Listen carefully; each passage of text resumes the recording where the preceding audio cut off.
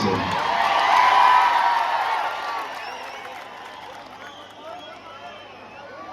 या सोलापूर जिल्ह्यातल्या मराठ्यांनी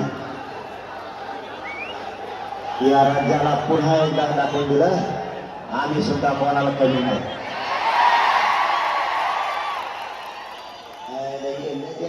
आपल्याला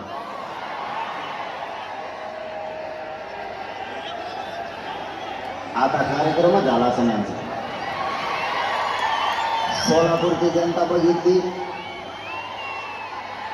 काय काय जण आता बघत बी नसतात बघ. त्याच्या डोळ्यात चटणीच गेली असं आता. मी सांगितलं होतं त्यांना, फक्त तुम्ही आमच्या, मी सगळ्याला दिसतो शांत बसा, आणि नाही दिसलं काय करता मग आता. ऐकून घ्या, लाखानं लोक सकाळपासून थांबले तिथे. इतका पाऊस आला तरी सोलापूरचे बांधर हल्ले नाही. आणि मी बी तुमच्या रक्ताचं पोरग आहे, मी बी हलत नाही. येऊ दे मुसळधाराला तरी. सरकारला वाटतंय पश्चिम महाराष्ट्र आणि मराठवाडा, विदर्भ, खानदेश, मुंबई, कोकण एक नाही. यांनी आपल्या दुश्मनी असल्यासारखं पेरलंय. आपल्या काहीच, ऐका ना, एक मिनिट ऐका ना, नाही दिसलं तरी चालेल. काय आणि त्याचं का की त्यांना सोलापुरात कसं आगामावळ खवळलंय. तुम्हाला काय होईल दिसणार नाही, नका दिसून दे. मग आवाज येतो थेट दिल्ली बोल.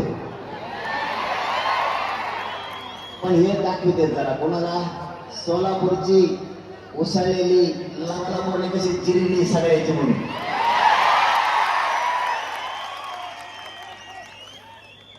यांनी आपल्या भेट केलाय. माझा पाऊस सातत्याने समजून घ्या, विषय आपला कुठं आलाय. नेमका मराठा कशाच्या आधारावर घेरलाय. मराठ्यांनी यांचं नेमकं काय केलं. माझी तुम्हाला सगळ्यांना विनंती, फक्त शांत बसा. एक 15 मिनिटात आपल्यावरती काय संकट उभा केलं ते मी सांगणार आहे. तुम्हाला नाही दिसलं तरी चालेल, नका दिसून देऊ. आपल्या अस्मितेला हात घालायचं काम या लोकांनी आता केलंय. ज्या वेळेस समाजावरती, जातीवरती आणि आपल्या लेकरावरती संकट उभा येतं, हे तुम्हाला उभा राहायचं हवा आहे. वचवच करू नका. उभं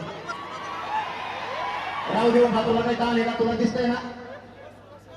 उगत आरडावरडा एवढ्या कोपऱ्यातल्या इतके लाखान लोक डिस्टर्ब करायला लागला. तुम्ही त्यांना बसायचं नाही, उभा राहायचं. काय म्हणणं तुमचं.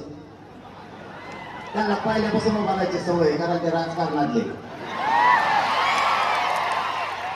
हे गावात खाली टेकणार नाही, कारण यांना मुळे आता झालेले.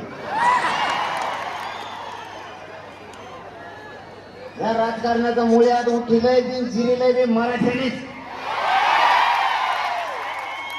त्याच्यामुळे यांच्यात कुठं टाइम घालता आपला खाली बसून वर बस म्हणण्यात. आता कुठं बसायचं हे 2024 ला मराठ्यांनी ठरवायचं.